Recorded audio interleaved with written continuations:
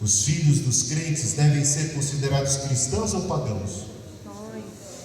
E se eles são cristãos, e se os que nascem na família da fé, no ambiente, na atmosfera da fé, abençoados pelo exemplo, pela oração, pelo testemunho de seus pais, são considerados da família de Deus, por que negar-lhes o sinal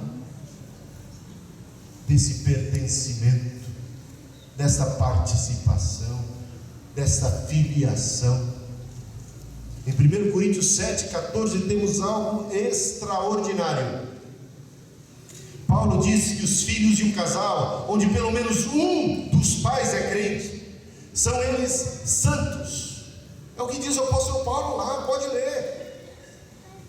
O que certamente significa que pertencem ao povo da aliança, tendo portanto também o direito ao sinal dessa mesma aliança. 1 Coríntios 7,14. A bênção dos pais sobre os filhos. Abraão creu em Deus e foi circuncidado junto com seus filhos. A justiça de Noé propiciou a salvação de seus filhos. Deus abençoa gerações daqueles que amam a Deus, até a 10ª geração, diz Deuteronômio 5,10. Quando é que se dá, ou se deveria dar, a conversão de alguém que é nascido em lar cristão, meus amados irmãos? Alguém que nasce de pai, mãe crente, que cresce na igreja, quando é que vai se converter? Vai se converter do quê? Do paganismo? A única coisa que essa pessoa sabe, desde que se entende por jeito, é que Jesus é o Filho de Deus, de que Deus é bom. Ele não tem que se converter de nada, ele tem que crescer na graça e no conhecimento de Deus, como fazia Samuel, como fazia Jesus, como fez Timóteo, que desde a meninice conhecia as Sagradas Escrituras, que são poderosas para nos salvar, meus amados irmãos e irmãs. Não deve haver conversão, o que pode haver é apostasia, que não deve, mas pode ocorrer. Afastamento, distanciamento, isso sim, mas quem é da família da fé pertence a Deus e deve sempre professar a sua fé em Deus. Precisa ele experimentar uma crise de conversão como alguém que vem, sabe, vou até me estender um pouco mais que eu não devia. Uma irmã da Cristina, não vou dizer que o nome dela é Kátia só para não comprometer,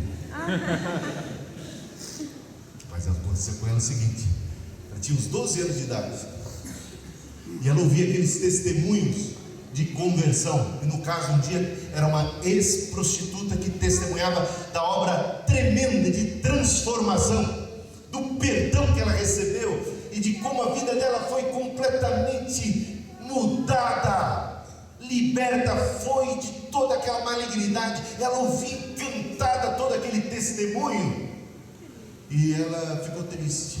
Ela disse: eu não tenho testemunho. E ela concluiu: acho que um dia eu vou ser prostituta para poder me arrepender e ter testemunho para dar. Está entendendo?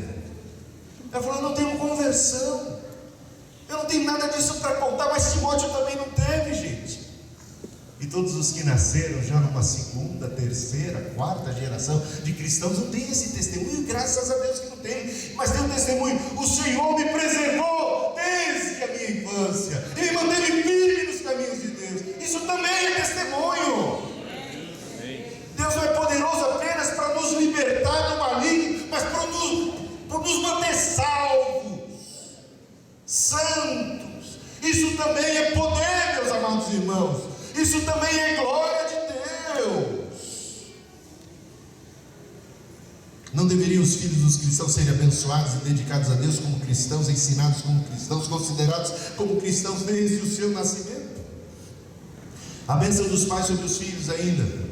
A ressurreição da filha de Jairo se deu por causa do quê? Por que aquela menina que estava morta foi abençoada, foi ressuscitada? Foi por causa de quê? Foi por causa da fé dela? Não, foi por causa da fé do pai dela. E certamente ela vai ter muita fé depois disso, porque a fé também é contagiante.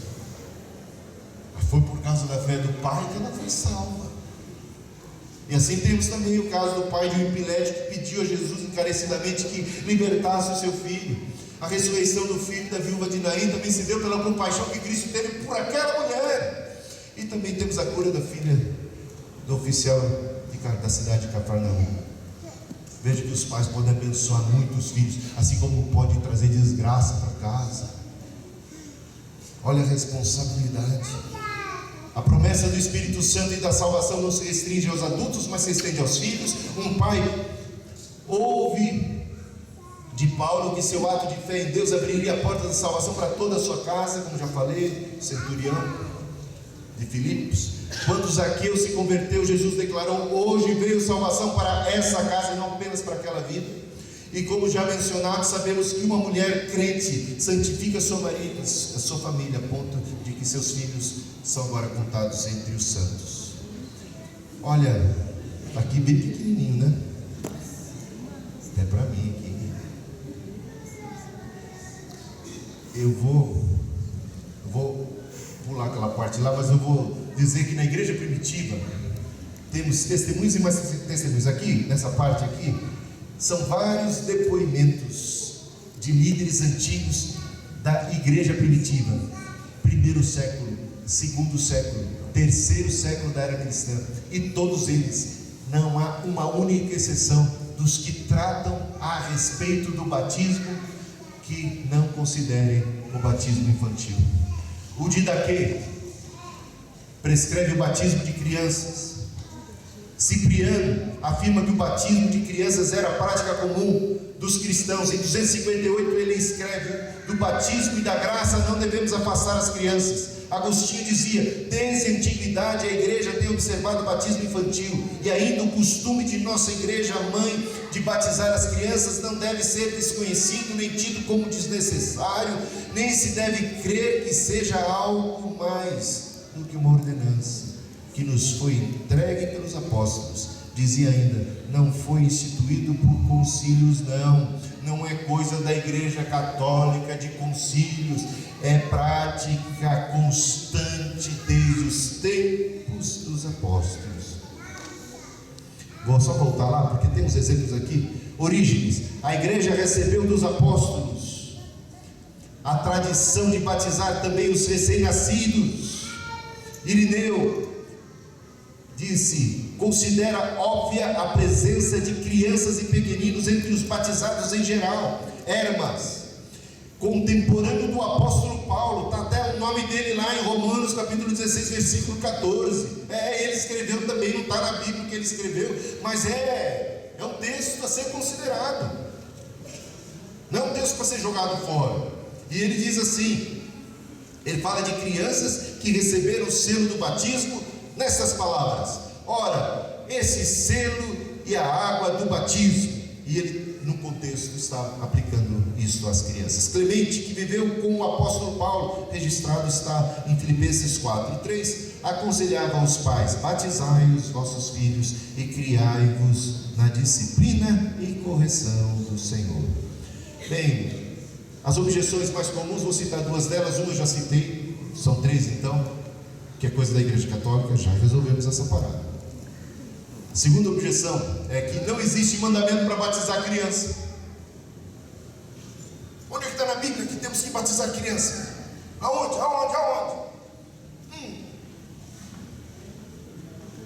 Não temos mandamento para isso.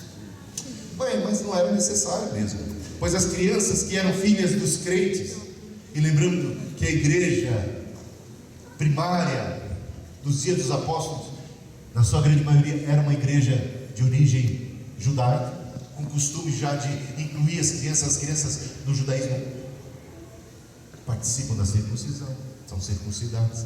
No judaísmo comem e bebem do cordeiro pascal, participam da Páscoa.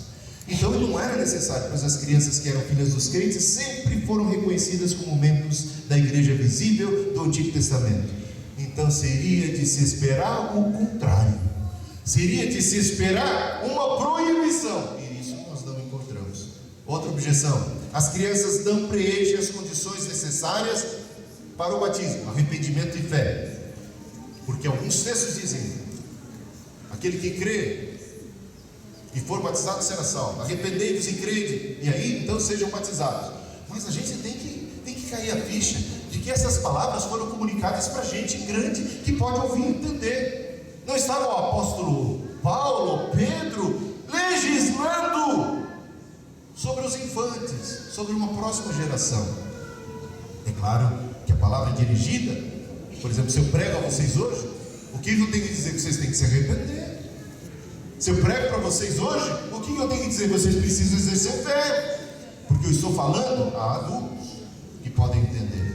Então esse é o contexto em que foi dito. Os textos então que mencionam arrependimento e fé como condição para batismo foram dirigidos à primeira geração de convertidos, pois o mesmo argumento as excluiria do céu. Sabe o que diz lá Lucas 13:3? Se não vos arrependerdes, todos igualmente perecereis. Eu teria que dizer para Helena: arrependa-se, Helena, porque senão você vai perecer. Está entendendo? É claro que esse texto, que Paulo, Pedro ou Jesus não está se comunicando e legislando sobre salvação das crianças. Pelo contrário, sobre salvação das crianças já vimos Jesus falar. A Bíblia também diz: quem não trabalha, não coma. Helena, está trabalhando? Não, dele mamar para essa menina.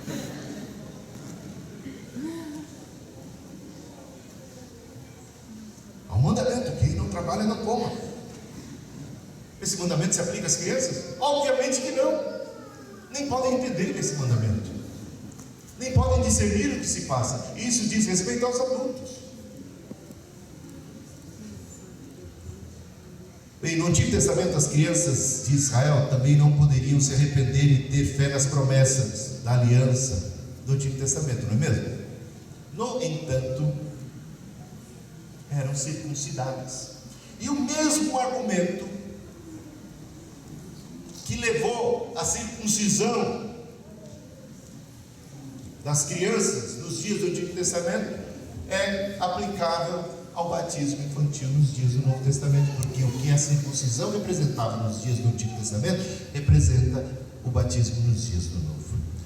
Como o sinal da justificação de Abraão pode ser aplicado igualmente a seu filho, que ainda não tinha idade para crer, não podia se arrepender.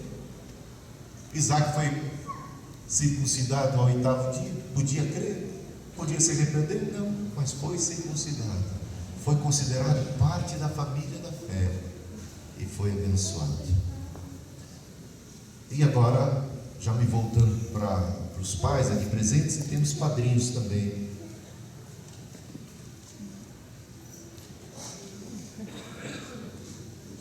Quero chamá-los à frente.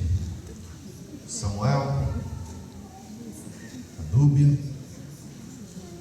os padrinhos Daniel e a Nádia, né? E também podem vir os avós.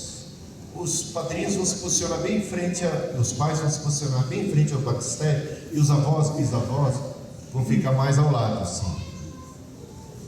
Parte de uma família aqui, e a outra parte mais para lá.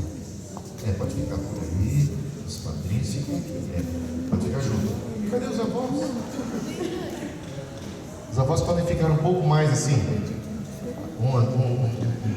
Uns à direita e outros à esquerda. Eu também faço parte desse time, mas eu tenho que falar aqui.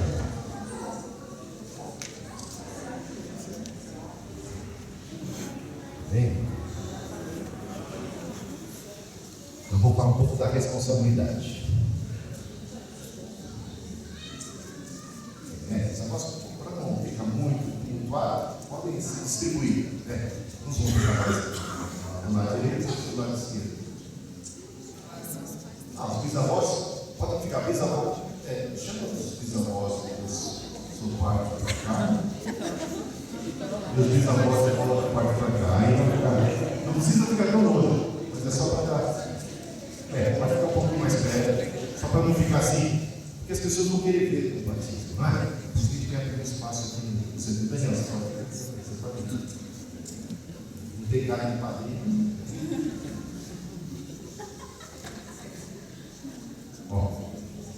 Os pais têm uma grande responsabilidade sobre a fé e a educação religiosa de seus filhos.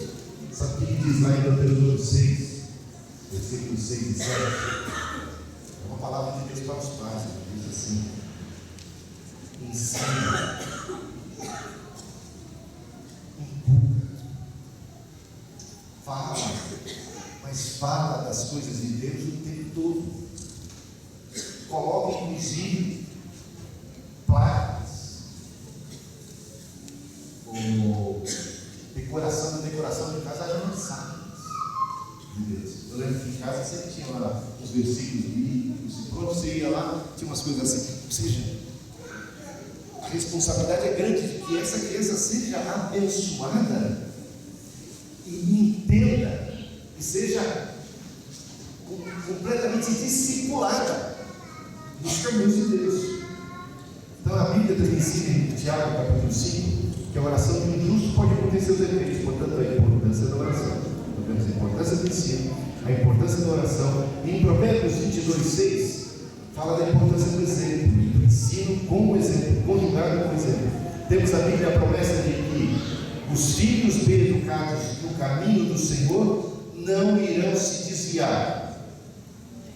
Olha só, temos essa promessa.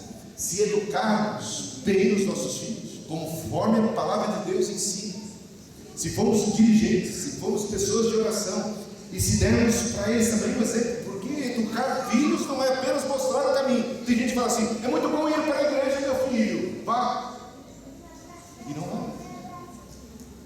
O que a criança vai pensar? Isso é coisa de criança.